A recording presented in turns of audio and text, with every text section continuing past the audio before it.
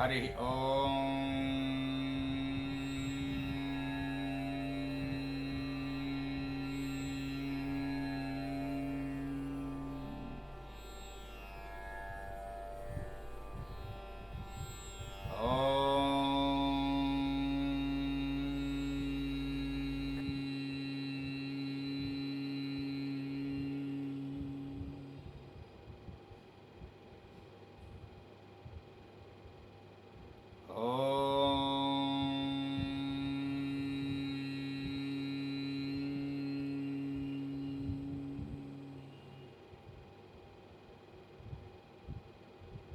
గురుర్బ్రహ్మా గురుర్విష్ణుః గురుర్దేవో మహేశ్వరః గురుః సాక్షాత్ పరం బ్రహ్మ తస్మై శ్రీ గురవే నమః.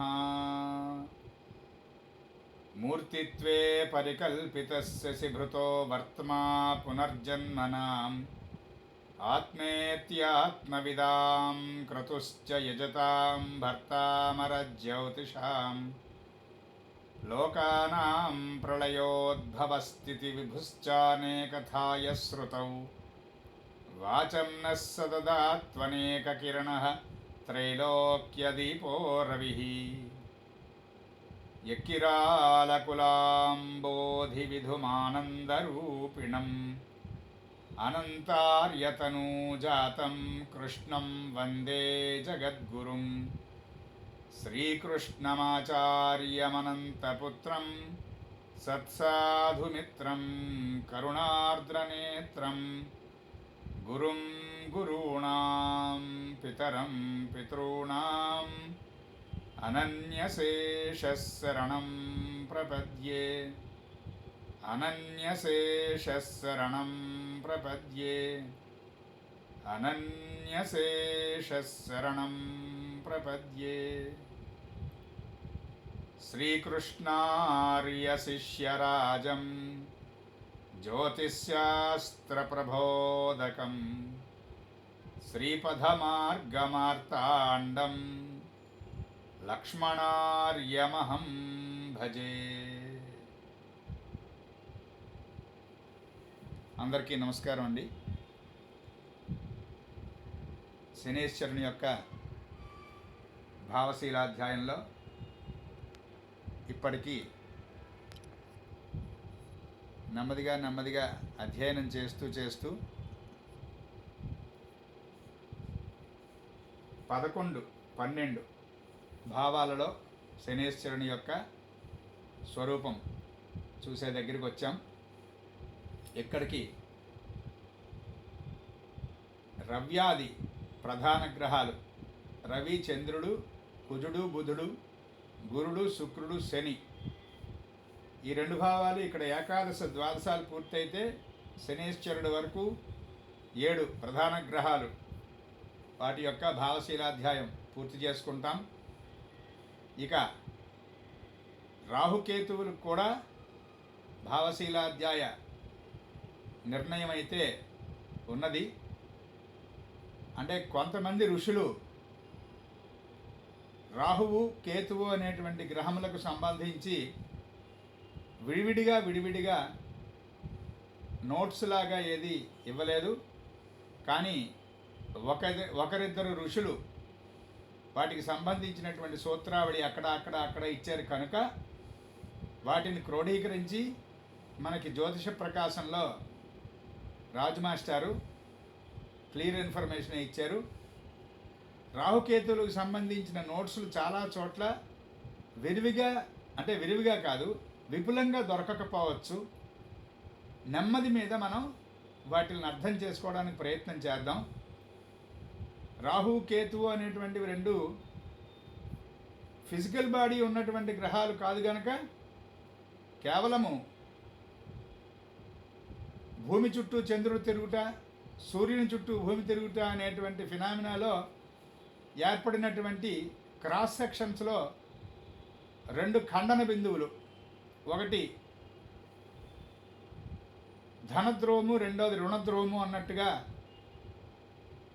రాహువు కేతువు రెండు కూడా ఖండన బిందువులుగా చెప్పబడినాయి కనుక వాటి యొక్క ఫలానా భావంలో రాహువు ఫలానా లక్షణాన్ని, ఫలానా భావంలో కేతువు ఫలానా లక్షణాన్ని అనేటువంటిది విడివిడిగా చెప్పలేదు. నిజానికి ఋషి సంప్రదాయంలో చాలా రేరుగా చెప్పబడింది. ఇప్పుడు ఈ విషయం ఎందుకు ఇంత జాగ్రత్తగా ముందే ఎందుకు చెప్తున్నానంటే, ఒక సూత్రం ఉంది జ్యోతిష్ శాస్త్రంలో, శనివత్ రాహువు కుజవత్ కేతు అనేటువంటి ఒక సూత్రం ఉంది. వత్ అంటే వలే అని అర్థం సంస్కృతంలో. వత్ అంటే అంచేత శనివలే రాహువు, కుజునివలే కేతువు పనిచేయును, ఫలితమునిచ్చును అనేటువంటిది ఒక సూత్రం. అలాగే ఇంకొక సూత్రం కూడా కాస్త గట్టిదే, ప్రధానమైన సూత్రమే ఉంది రాహుకేతువులకు సంబంధించి. రాహుకేతువులు రెండూ కూడా ఏ ఏ రాసుల్లో ఉంటాయో, అంటే ఎదురుగా ఒకదానికి ఒకటి 180 డిగ్రీల్లో ఉంటాయి ఎప్పుడును. రాహు మేషంలో ఉంటే అదే డిగ్రీలో త్వరలో కేతు ఉంటాడు. రాహువు మిథునంలో ఉంటే కేతువు ధనుస్సులో ఉంటాడు. కేతువు మీనంలో ఉంటే రాహువు కన్యలో ఉంటాడు. అలా 180 డిగ్రీల్లో రాహుకేతువులు స్థితి చెంది ఉంటాయి. ఇక్కడ ఏ రాశిలో అయితే రాహువు ఉండెనో ఆ రాశ్యాధిపతి ఇస్తున్నటువంటి లక్షణాలకి సమానమైన లక్షణాలను ఇస్తాడు అని ఒక సూత్రం ఉన్నది. ఏ రాశిలో అయితే ఏ ఏ గ్రహాలతో పాటు అయితే రాహు ఉండునో ఆ గ్రహముల లక్షణములే రాహువు ఇచ్చును అనేటువంటిది, కేతువు ఇచ్చును అనేటువంటిది ఒక సూత్రం ఉంది. సో ఇలాంటి 1, 2, 3, 4 సూత్రాలు ప్రత్యేకంగా ఉండడం వల్ల వాటిని కూడా ఆధారం చేసుకొని మనకి వచ్చే అధ్యాయాల్లో రాహుకేతువుల యొక్క భావశీలాధ్యాయం కూడా ఉంటుంది, చెప్పుకుందాం. ఇవాళ శనీశ్వరుని యొక్క భావశీలాధ్యాయం పూర్తి చేసుకుంటే దీని తర్వాత వెనువెంటనే వరుణుడు అంటే యురేనస్, ఇంద్రుడు అంటే నెప్ట్యూన్, యముడు అంటే ప్లూటో, ఈ యురేనస్, నెప్ట్యూన్, ప్లూటో అనేటువంటి గ్రహముల యొక్క భావశీలాధ్యాయం చెప్పుకోవాల్సి ఉంటుంది. ఆ తర్వాత మనం రాహుకేతువులు చెప్పుకుందాం. దానికి ఒక కారణం ఉంటుంది, అది చెప్పుకున్నాక అర్థమవుతుంది. సో ఇప్పుడు మనం ఏకాదశంలో శనీశ్వరుడు ఉన్నటువంటి వాళ్ళ జాతకంలో ఉండేటువంటి లక్షణాలు. నిజానికి తృతీయ ఏకాదశ స్థానాలు ఏ గ్రహానికైనా శుభస్థానములే అని ఒక సూత్రం. మనం తృతీయం శని చెప్పుకుంటున్నప్పుడు కూడా చెప్పుకున్నాం ఈ మాట. అయితే ముహూర్త భాగంలో ఉన్నటువంటి తృతీయ ఏకాదశ స్థానాలలో శనీశ్వరుని యొక్క స్థితిగతులు వేరు, రాశి చక్రంలో ప్రత్యేకంగా స్థితిగతులు వేరే ఉంటాయి. కొన్ని కలుస్తాయి, 1, 2 లక్షణాలు అందులోనూ ఇందులోనూ కూడా కామన్గా ఉంటాయి. కానీ రాశి చక్రంలో ఏకాదశంలో శని ఉన్నప్పుడు, రాశి చక్రంలో అంటే జన్మచక్రంలో అని అర్థం. ఎవరిదైనా జన్మచక్రంలో తృతీయంలో శని కానీ ఏకాదశంలో శని కానీ ఉన్నప్పుడు చెప్పబడేటువంటి లక్షణ సముదాయం ముహూర్త శాస్త్రంలోకి పూర్తిగా సరిపోదు. ఇది ప్రత్యేకంగా గమనించుకోవాలి. సో ఏకాదశంలో శని ఉంటే ముందు మిత్రులు అంటే ఫ్రెండ్స్ చాలా తక్కువ మంది ఉంటారు. బిడ్డలు కొన్ని జాతకాల్లో ఏకాదశ శనీశ్వరుని కారణంగా బిడ్డలు కలగకపోవచ్చు. ఎందుకు? 5కి ఎదురుకుండా 11 ఉంది, ఏకాదశ స్థానానికి ఎదురుకుండా పంచమ స్థానం ఉంది. పంచమ స్థానం పుత్రస్థానం కదా. అంచేత ఏకాదశంలో శనీశ్వరుడు ఉంటే కూడా సంతానం లేకపోవడం అనేటువంటిది, సంతానం నష్టమైపోవడం అనేటువంటిది రెండూ కూడా సూచించబడుతుంది. అంటే గర్భస్రావము, గర్భ విచ్ఛిత్తి, గర్భపాతము అనేటువంటివి 3 రకాలైనటువంటి ఆ గర్భదోషాలు ఉన్నాయి. అంటే ఎబార్షన్ అనేటువంటిది న్యాచురల్గా అబార్ట్ అయిపోయిందా, ఇంకేమైనా కారణాల వల్ల అబార్ట్ చేసామా, ఇంకా ముష్కరమైనటువంటి పరిస్థితుల్లో గర్భ విచ్ఛిత్తి. పాపం కొందరు దురదృష్టవంతులకి 9వ నెలలో కూడా కడుపులో ఉన్న బిడ్డ చనిపోవడం జరిగింది. అప్పటి వరకు మామూలుగా ఉండి అప్పటికప్పుడే మార్పులు రావడం అనేటువంటిది కొన్ని దురదృష్టకర సంఘటనలు, దురదృష్టకరమైనటువంటి ఆస్పెక్ట్స్ వల్ల కొందరికి ఉంటాయి. అవి చాలా తక్కువ మందికి. ఏకాదశంలో శని ఉన్న వాళ్ళందరికీ పుత్ర నష్టము, సంతాన నష్టము అని మనం గబుక్కుని డిసైడ్ చేసుకోకూడదు. ఊరికే ఇది ఒక సూచన. ఏకాదశంలో శనీశ్వరుడు ఉంటే కొంచెం జాగ్రత్తగా ఉండండి అని అర్థం. ఎందుకంటే పంచమాన్ని చూస్తున్నాడు కనుక. అలా అనుకుంటే ఇక్కడ ఒక తమాషా అయిన విషయం మనం సభలో కాస్త ఇబ్బంది అయినా చెప్పుకోక తప్పదు. అంటే ఎస్ట్రాలజీ నేర్చుకునేటప్పుడు ఈ సబ్జెక్టు ఆ సబ్జెక్టు అని కాదు, సమస్తము మాట్లాడుకోగలగాలి, ఓపెన్గా మాట్లాడుకోగలగాలి. అప్పుడు మనకి జ్యోతిష్ శాస్త్రం యొక్క స్వరూపము, స్వభావము అనేటువంటిది ప్రాకృతికమైనటువంటి మార్గంలో మనకి అర్థమవుతుంది. ఏకాదశంలో శనీశ్వరుడు ఉన్నటువంటి సమయంలో, అంటే లగ్నానికి సరిగ్గా ఏకాదశంలో శని ఉండి అదే డిగ్రీల్లో పంచమ భావ కస్ప్ తగిలింది అనుకోండి, ఆ టైంలో భార్యాభర్త కలిసారు అనుకోండి, అప్పుడు కూడా ఈ దుష్పరిణామము అనేటువంటిది ఖచ్చితంగా చోటు చేసుకుంటుంది. కానీ ఇప్పుడు మనం చెప్పుకున్నటువంటి ఆస్పెక్ట్ ఎంతమంది ఎన్నిసార్లు చెక్ చేసుకోగలుగుతారు? పాసిబిలిటీ లేదు కదా. ఇప్పుడు భార్య గారో భర్త గారో ఎవరో ఎస్ట్రాలజీ మీద బాగా భక్తి ప్రపత్తి ఉన్నటువంటి వారు మనలాంటి పిచ్చాళ్లే అనుకోండి. పోనీ ఇద్దరు భార్యాభర్త ఇద్దరు కూడా ఇంత చక్కని కాన్సెప్ట్ ఉన్నవాళ్లే అనుకోండి. అయినా కూడా ఇప్పుడు మనం చెప్పుకున్నటువంటి ఆస్పెక్ట్స్ని ఎప్పటికప్పుడు చెక్ చేసుకుంటూ ముందుకు వెళ్ళడం అనేటువంటిది భార్యాభర్తలకి కరెక్ట్గా కుదిరే పని కాదు. అందుకే ఋషి జీవనము వేరు, మానవ జీవనము వేరు. ఋషి వలె జీవించు మానవుడు ఋషితుల్యుడు. అలా జీవించుట కొరకే ఈ శాస్త్రము ఇవ్వబడినది. అది మనకి మాస్టర్ చెప్పిన మాట. ఎక్కిరాల కృష్ణమాచార్యుల వారు కానీ, ఎంఆర్ఎల్ రావు గారు కానీ, ఎన్ఎస్ఎస్ రాము గారు కానీ, సిహెచ్ఎస్ఎన్ రాజు గారు కానీ, వాళ్ళు ఎవరైనా సరే, ఈకే గారు కానీ, ఈకే గారి దగ్గర తయారైనటువంటి వారు కానీ, వారందరూ కూడా ఎస్ట్రాలజీ, పర్పస్ ఆఫ్ ఎస్ట్రాలజీ ఏమిటి చెప్పారు? మన పిల్లలకి పెళ్ళి ఎప్పుడవుతుంది, ఉద్యోగం ఎప్పుడు వస్తుంది, మనకి ప్రమోషన్ వస్తుందా లేదా, ఇల్లు మారుతామా, కొత్త ఇల్లు కొనుక్కుంటామా, వీటి గురించి కాదర్రా. ఇది చాలా very cheap and least. Purpose ఎస్ట్రాలజీకి ఇది కాదు, పర్పస్ ఇది కానే కాదు అని చెప్పారు క్లియర్గా.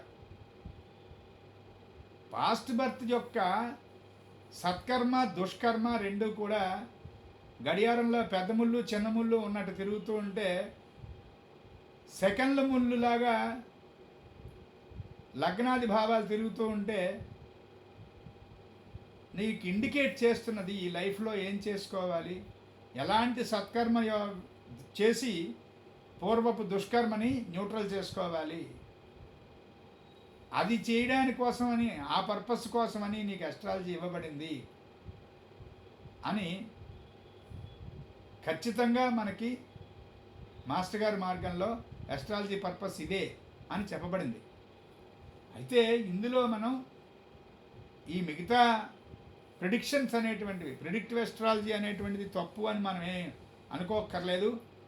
ప్రిడిక్టివ్ ఎస్ట్రాలజీ నేర్చుకోకపోతే స్పిరిచువల్ ఎస్ట్రాలజీ అసలు అర్థం అవ్వదు. స్పిరిచువల్ ఎస్ట్రాలజీ అనేటువంటి ఒక కోణం ఉంది అని ప్రపంచంలో మహానుభావులైనటువంటి పండితుల్లో 100కి 2-3 కూడా తెలియడం కష్టం. మండేన్ అస్ట్రాలజీ వేరు, స్పిరిచువల్ అస్ట్రాలజీ వేరు అనేటువంటి విభాగం చాలా తక్కువ మందికి తెలుసు. మాస్టర్ గారి పేరు విన్నటువంటి వాళ్ళకి, మాస్టర్ ఈకే అని పేరు విన్నటువంటి వాళ్ళకైతే ఈ డిఫరెన్సెస్ తెలుస్తాయి. సో ఇక్కడ మండేన్ అస్ట్రాలజీలో అంటే మన సాధారణమైనటువంటి జ్యోతిష్ శాస్త్రంలో కూడా మనము సిద్ధాంతము, సంహిత, హోర అనేటువంటివి మూడు కనుక మనం జాగ్రత్తగా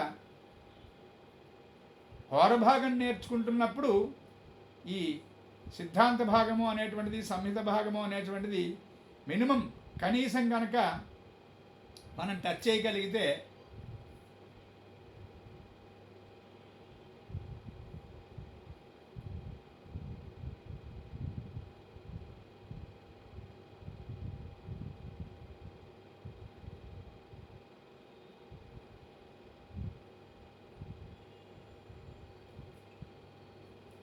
ఈ సిద్ధాంత భాగము, సంహిత భాగము అనేటువంటివి హోర భాగంతో పాటు కొంచెం కొంచెమైనా మనం స్పృశించగలిగితే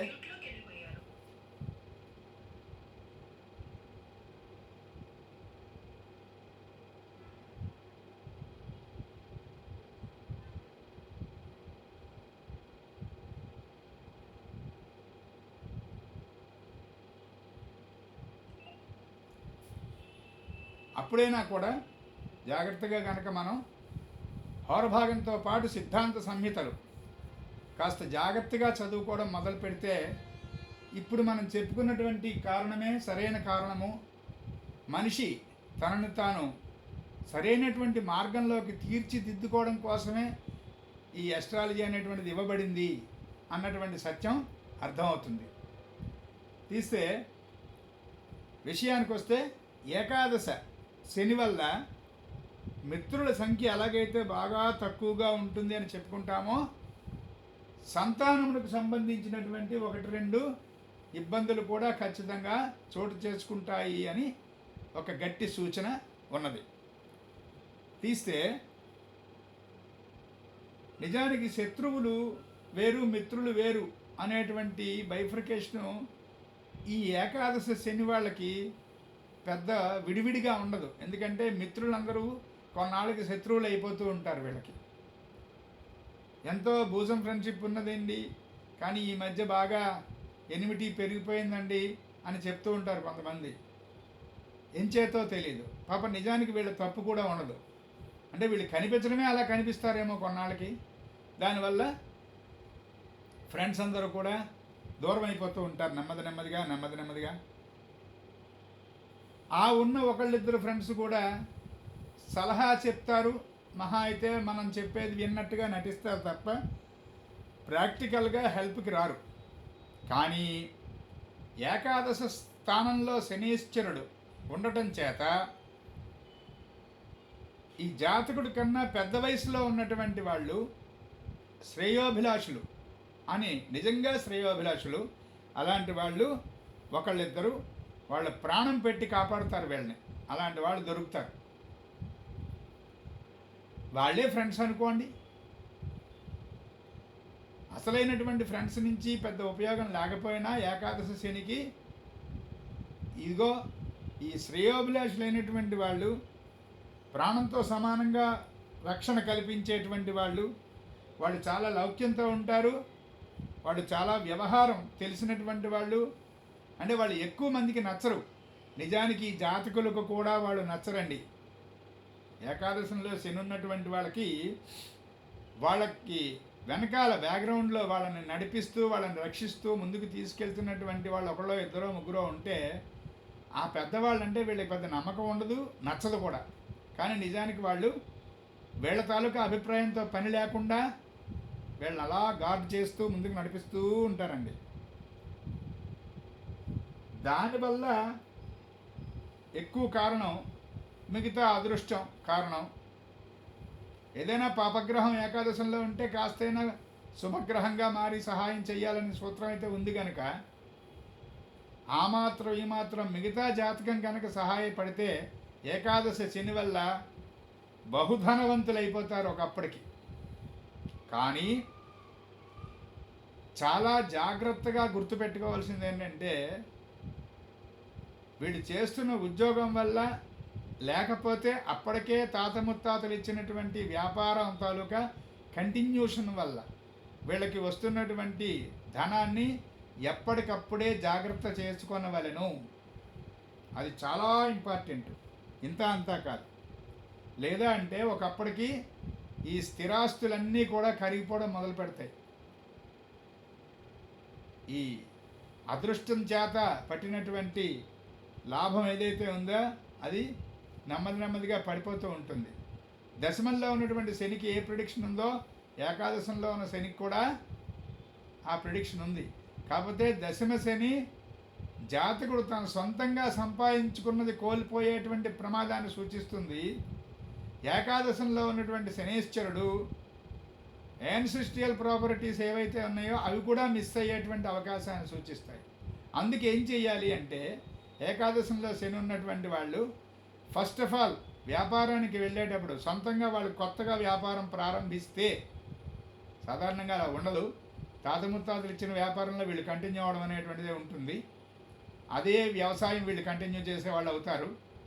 ఒకవేళ కొండొకతో వీళ్ళు సొంత వ్యాపారం కొత్తగా మొదలెట్టేలాగా అవుతే చాలా జాగ్రత్తగా చెక్ చేసుకొని ముందుకు వెళ్ళాలి. లేకపోతే 2-3 సంవత్సరాలు అయ్యేటప్పటికి ఆ వ్యాపారంలో వీళ్ళు ఒక్కళ్ళే ఉంటారు. ఇంకే పార్ట్నర్సు ఎవరు మిగలరు. వీళ్ళు మాత్రమే నిలబడతారు. అప్పుడు కంటిన్యూ చేయగలుస్తారో లేదో తెలియదు. మనకేమనిపిస్తుంది ఆశ్చర్యంగా, ఏకాదశంలో శని చాలా మంచిది కదా, వీళ్ళ జాతకం ఇలా ఎందుకు అయిపోయింది అంటే అందుకే అయిపోయింది, ఏకాదశంలో శని కనుకనే. Unless the 11th Saturn situated in ఇది లిబ్రా కానీ క్యాప్రికార్న్ కానీ ఎక్వేరియస్ కానీ కాకపోతే మిగతా రాశుల్లో ఎక్కడైనా అయ్యి, ఎస్పెషల్లీ స్కార్పియో అండ్ యారిస్, అక్కడ ఏకాదశం పడి అక్కడ శనీశ్వరుడు ఉన్నాడు అనుకోండి, అంటే లగ్నాధిపతి అయ్యి ఏకాదశంలో ఉన్నట్టు కదా అనిపిస్తుంది మనకి. గుర్తుపెట్టుకోండి, గతంలో కూడా మీకు మనవి చేశాను, అస్ట్రాలజీలో ఏ సూత్రము వృధా కాదు. ఇందులో చిన్న సూత్రం ఏది, పెద్ద సూత్రం ఏది, ఏది బలం ఎక్కువగా ఉన్న సూత్రము చూసుకుంటూ ఉండాలి. బలం ఎక్కువగా ఉన్నటువంటి సూత్రము ఆ పరిస్థితుల్లో బలం తక్కువగా ఉన్న సూత్రాన్ని పక్కకి తప్పిస్తుంది. అంతవరకే, పూర్తిగా న్యూట్రల్ అయిపోదు. ఏది పూర్తిగా తన లక్షణాన్ని కోల్పోదు. నీత స్వభావాన్ని ఏ సూత్రము కోల్పోదు అస్ట్రాలజీలో. ఇది చాలా ప్రధానమైన సూత్రం, గుర్తుపెట్టుకోండి. క్యాప్రికార్న్ లగ్నమయ్యి ఆ లగ్నాధిపతి అయినటువంటి శనేశ్వరుడు అక్కడి నుంచి ఏకాదశమైనటువంటి స్కార్పియోలో ఉంటే మరి మంచిదే కదా అనిపిస్తుంది. ఎక్కడ వరకు మంచిది? లగ్నాధిపతి ఏకాదశంలో ఉండడం అనేటువంటిది మంచిది కనుక, అంటే శరీరము మొట్టమొదట, లగ్నం అంటే శరీరం కదా ముందు, తర్వాత విషయాలన్నీ వస్తాయి. దానికి సంబంధించినటువంటి విషయాలన్నీ బాగుంటాయి తప్ప అన్ని రకాలైనటువంటి విషయాలు ఏకాదశ స్థాన శని వల్ల సక్సెస్ అయిపోతాయి అని తీసుకోకూడదు. ఇక్కడ ఏకాదశ శనికి చెప్పబడినటువంటి నష్టాలు ఏవైతే ఉన్నాయో అవి ఖచ్చితంగా జాగ్రత్త పడాలి. కాకపోతే లగ్నాధిపతి అయి ఏకాదశంలో ఉన్నాడు కనుక ఈ సహాయం చేసేటువంటి శ్రేయోభిలాషులైనటువంటి పెద్దలు ఎవరైతే ఉన్నారో వాళ్ళు 2 కాకపోతే 4-5 కాపాడుతూ ఉంటారు ఎప్పుడూ. దానివల్ల తొందరగా వీళ్ళు ధనవంతులుగా నిలబడతారు. అందుకే ఇక్కడ మాస్టర్ మనకి ఒక చాలా ఇంపార్టెంట్ సూత్రం చెప్పారు. ఇది కూడా గుర్తుపెట్టుకోవాలి. ద్వితీయం బలంగా ఉంటే మనం సంపాదించుకున్నటువంటి సంపాదన వల్లే మనం ధనవంతులు అవుతున్నాం. ఏకాదశం బలంగా ఉంటే తాత ముత్తాతలు పెద్దలు ఇచ్చినటువంటి దాంతో పెద్దవాళ్ళు అవుతున్నాం మనం అని గుర్తుపెట్టుకోమన్నారు. దశమం బలంగా ఉంటే, ద్వితీయము దశమము 2 బలంగా ఉన్నాయి అనుకోండి, అప్పుడు ఇంకా లోటే లేదు. ఎన్ని కష్టాలున్నా కూడా వాళ్ళ దగ్గర ఎప్పుడు ఏదో 10 లక్షలు 1 కోటి రూపాయలు ఏదో ఖచ్చితంగా ఉన్నాయి అన్నట్టుగా, అలా ఊర్లో ఎవరి దగ్గర లేవండి, వీళ్ళ దగ్గర ఖచ్చితంగా ఉన్నాయి డబ్బులు, ఎంత బ్యాంకులు మూసేసినా సరే అన్నట్ట. అలా ద్వితీయము దశమము బాగున్నప్పుడు, ఏకాదశం బాగుంటే వీళ్ళ సొంతంగా తెచ్చింది కాదు, ముందు నుంచి వచ్చింది అని అర్థం. ఆ తేడా చూసుకోమన్నారు. తీస్తే నెమ్మదిగా వీళ్ళు నిజంగా సక్సెస్ అవుదాము, బాగుందాము, జీవితంలో సుఖపడదాము అనేటువంటి కోరిక కనుక ఉన్నట్లయితే ఏకాదశ స్థానంలో శనేశ్వరుడు ఉన్నటువంటి వాళ్ళకి మనం సజెస్ట్ చేయవలసినటువంటి సబ్జెక్ట్స్ ఏంటంటే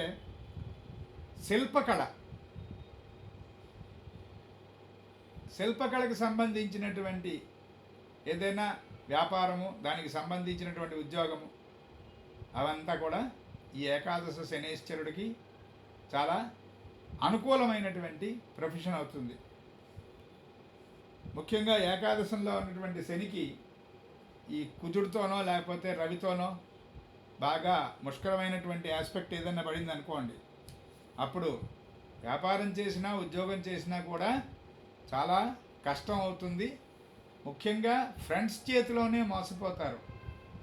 అందుకే జాతకం చూస్తున్నప్పుడు ఏకాదశిని చూసిన వెంటనే మనకేం గుర్తు రావాలి? హోప్స్, యాస్పిరేషన్స్, ఫ్రెండ్స్, ఆ మూడు గుర్తు రావాలి. రాజకీయ రంగంలోకి వెళుతున్నటువంటి వాళ్ళకు కూడా దశమ స్థానంతో పాటు ఏకాదశ స్థానం కూడా చాలా జాగ్రత్తగా చెక్ చేస్తారు. ప్రముఖులైనటువంటి అనుభవజ్ఞులైనటువంటి జ్యోతిష్కులు పెద్దలు. మనం రాజకీయం గురించి అంత పెద్దగా మనం ఆలోచించాం అనుకోండి, మన మార్గంలో ఎప్పటికప్పుడు మారిపోతున్నటువంటి రంగంలో మనం ప్రత్యేకంగా వేలుపెట్టి ఉపయోగం ఏముంది? అందుకని ఈ ఏకాదశ స్థానంలో ఉన్నటువంటి శనికి మిగతా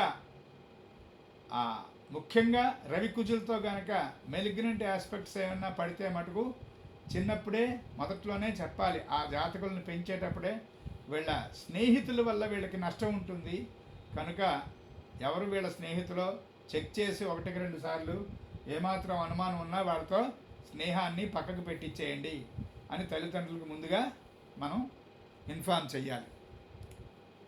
ఇక్కడికి ఏకాదశ శని గురించి కొంత చూడగలిసాం. స్వస్తి.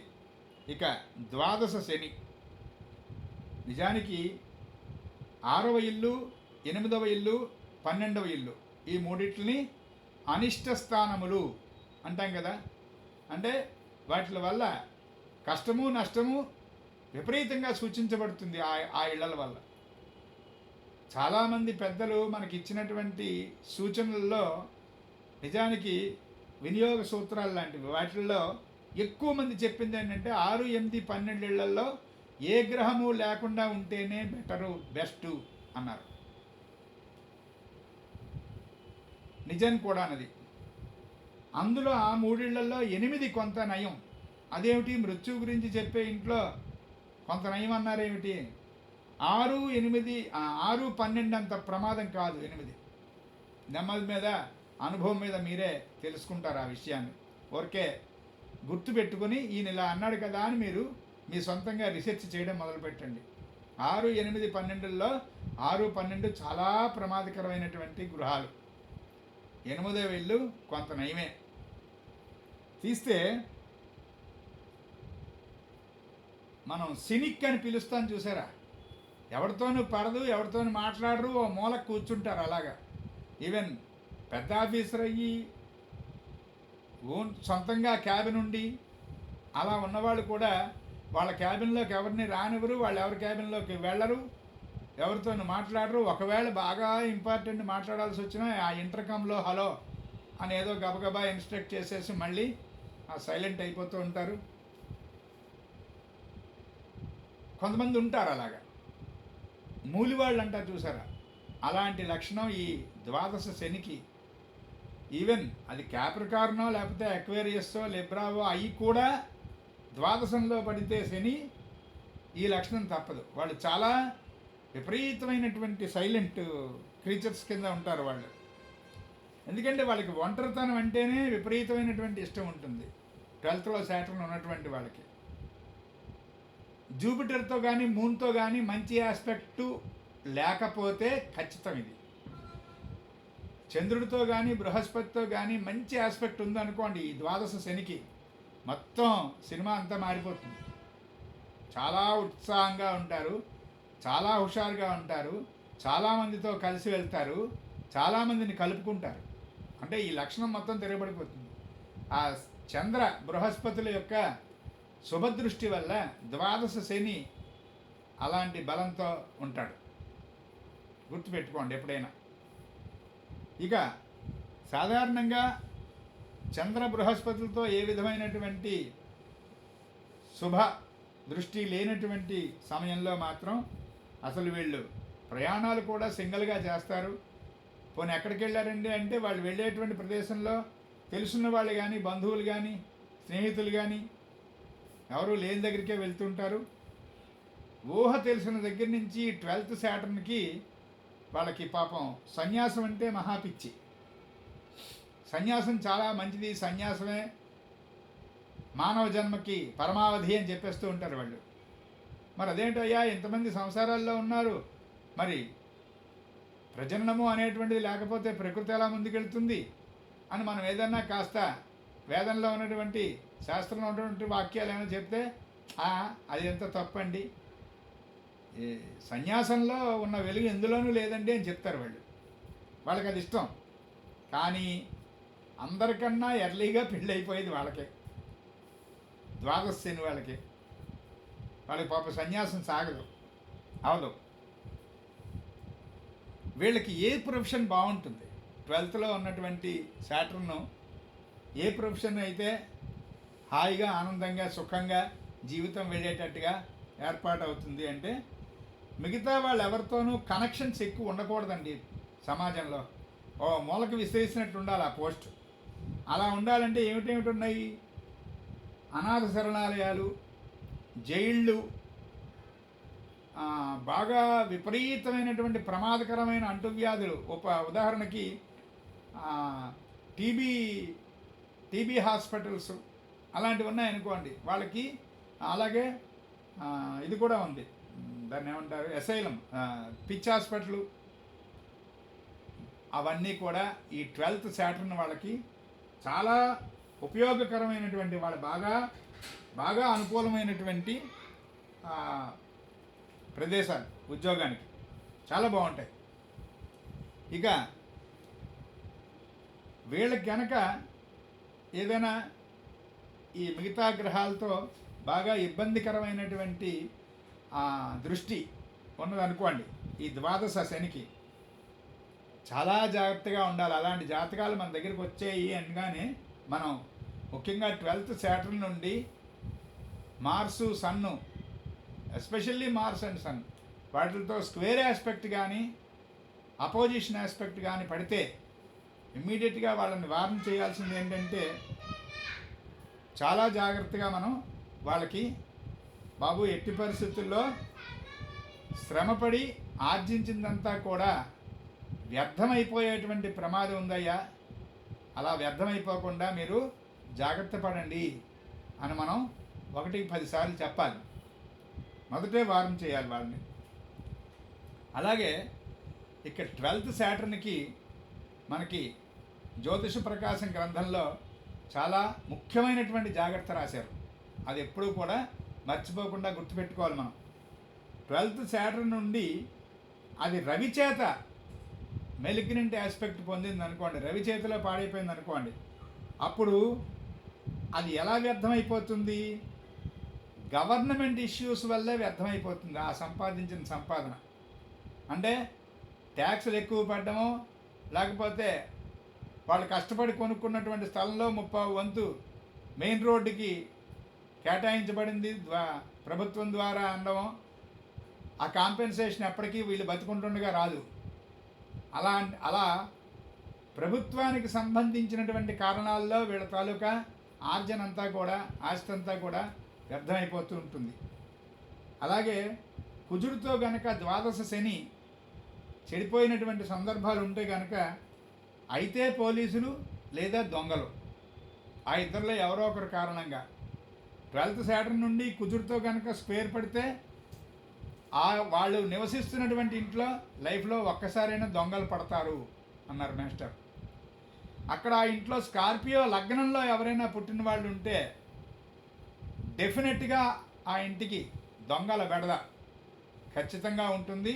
కనీసం 1-2 దెబ్బలైనా తింటారు వాళ్ళు అన్నారు, స్కార్పియో లగ్నం వాళ్ళు. ఇవన్నీ కూడా చాలా ఖచ్చితమైనటువంటి ప్రిడిక్షన్స్ చెప్పేటువంటి సూత్రాలు. ఇక 12th శాటర్న్ నుండి మెర్క్యూరీతో కనుక స్క్వేరో అపోజిషనో పొందితే కనుక, అంటే 6th మెర్క్యూరీ 12th శాటర్న్ ఉన్నారనుకోండి, వాళ్ళకి పాపం నరాలకు ఉన్నటువంటి అనారోగ్యము అలా పీడించేస్తూ ఉంటుంది. వాళ్ళ ఫ్రెండ్స్ కానీ మేనమాలు కానీ మిగతా వాళ్ళ వల్ల చాలా దారుణమైనటువంటి నష్టానికి వెళ్ళిపోతూ ఉంటారు, నష్టపోతూ ఉంటారు, మోసపోతూ ఉంటారు. ముఖ్యంగా మెర్క్యూరీ అంటే కపటం, మోసం కదా. మెర్క్యూరీ పాడైపోతే, మెర్క్యూరీ బాగుంటే అద్భుతమైనటువంటి తెలివితేటలు, చక్కనైనటువంటి విద్యాభివృద్ధి ఉంటుంది. గుర్తుపెట్టుకోండి, మెర్క్యూరీ బాగుండడం వల్ల, జూపిటర్ బాగుండడం వల్ల జ్ఞాన అభివృద్ధి ఉంటుంది. శుక్రుడు బాగుండడం వల్ల అందము, సుఖము, సంతోషము, భక్తి అనేటువంటివి బాగుంటాయి. అవి చెడిపోతే తద్వ్యతిరేకమైనటువంటి లక్షణాలు ఉంటాయి జాతకంలో, ఎప్పుడైనా అంతే. అలా గురుడు వల్ల గనక ద్వాదశ శనీశ్వరుడు పాడైపోతే గనక అయితే విపరీతమైనటువంటి అన్నపానీయాల ఖర్చు. అంటే వాళ్ళ చుట్టాలు, ఫ్రెండ్స్, పక్కింటి వాళ్ళు వీళ్ళు అందరూ ఎప్పుడు వీళ్ళ దగ్గరే తింటూ ఉంటారు. వీళ్ళ ఆస్తి అంతా వాళ్ళకి అన్నం పెట్టడానికి కరిగిపోతుంది. లేకపోతే గుళ్ళు గోపురాలు అని చెప్పి వీళ్ళే విపరీతమైనటువంటి డొనేషన్స్, విపరీతమైనటువంటి ఆ దానాలకి హద్దుపద్దు ఉండదు, అలా ఉంటుంది. శుక్రుడి వల్ల కనుక చెడిపోయింది అనుకోండి, ద్వాదశంలో శని ఉండి శుక్రుడితో కనుక చెడిపోతే ఆ జాతకం చాలా ఇబ్బంది. ముఖ్యంగా స్త్రీల వల్ల చాలా కష్టం పాలవుతారు. స్త్రీ దోషం అనేటువంటిది చాలా గట్టిగా ఉంటుంది అలాంటి జాతకానికి. అంచేత ఈ ద్వాదశ శని అనేటువంటిది చాలా ప్రత్యేకంగా ఒక్కొక్క గ్రహంతో ఇబ్బంది పడినప్పుడు ఒక్కొక్క రకమైనటువంటి దీర్ఘమైనటువంటి కష్టాన్ని సూచించబడుతుంది. కనుక 1-2 సార్లు జాగ్రత్త పడి చూసి చెక్ చేసి పంపించాలి మనం. అంచేత ద్వాదశంలో ఉన్నటువంటి శనికి ఏదైనా సరైనటువంటి ప్రొఫెషన్ ఇవ్వాల్సి వచ్చినప్పుడు, బాగా ఏకాకిగా సమాజానికి దూరంగా ఉండేటువంటి పోస్టులు ఎక్కడున్నాయో అలాంటి డిపార్ట్మెంట్స్ ఏవైతే ఉన్నాయో ఆ విభాగాల్లో, అలాంటి ఉద్యోగాల్లో వీళ్ళని వెతుక్కోమని చెప్పాలి. ముఖ్యంగా ద్వాదశంలో శని ఉండి యురేనస్తో కనుక మంచి ఆస్పెక్ట్ ఉన్నది అనుకోండి, అప్పుడు విచిత్రంగా ఏంటంటే ఈ పరిశోధనము అనేటువంటిది, రీసెర్చ్ అనేటువంటి రంగంలో చాలా ఎక్సలెంట్ రిజల్ట్స్ ఉంటాయి వీళ్ళకి. అందరికన్నా తొందరగా వీళ్ళ పిహెచ్డి పూర్తయిపోతుంది. 12th శాటర్న్ నుండి యురేనస్తో కనుక సెక్స్టైలు, ట్రైను ఇలాంటి ఆస్పెక్ట్స్ ఉంటే, నెప్ట్యూన్తో ఉన్నప్పుడు కూడా సంగీతానికి సంబంధించినటువంటి రంగం, ముఖ్యంగా సంగీతానికి సంబంధించిన రంగం, లేదా కొంతమందికి సినిమా రంగం, వాటిల్లో కూడా చాలా చక్కగా ఎదుగుతారు. అంటే శాటర్న్కి నెప్ట్యూన్కి మంచి ఆస్పెక్ట్ ఉండి ఆ శాటర్న్ 12th హౌస్లో ఉన్నప్పుడు. ఏదేమైనా కూడా అక్కడ యురేనస్ నెప్ట్యూన్లతో అదే 12th శాటర్న్ కనుక చెడిపోతే ఖచ్చితంగా నేత్ర రోగము అనేటువంటిది కంజెంటల్గా పుట్టుకతోనే ఉంటుంది. అది కొన్ని జాతకాల్లో ఇంకెట్టి పరిస్థితుల్లోని బాగుపడకపోవచ్చు, చెప్పలేం. అది కొన్ని జాతకాల్లో వైద్యానికి అందదు, అలాంటి ఇబ్బంది కూడా ఉంటుంది. ఇక్కడికి మనం ద్వాదశ శనితో ఈ శనీశ్వరుడి యొక్క భావశీలాధ్యాయాన్ని వీలైనంత మటుకు అధ్యయనం చేయగలిసాం. స్వస్తి. వచ్చేటువంటి తరగతుల్లో వరుణుడి యొక్క, అంటే యురేనస్ యొక్క భావశీలాధ్యాయంతో వచ్చే తరగతి ప్రారంభిద్దాం. స్వస్తి. స్వస్తి ప్రజాభ్య పరిపాలయంతాం న్యాయేన మార్గేణ మహిమహీషాః గోబ్రాహ్మణేభ్యः శుభమస్తు నిత్యం. లోకాः సమస్తాः సుఖినో భవంతు. ఓం శాంతి శాంతి శాంతి.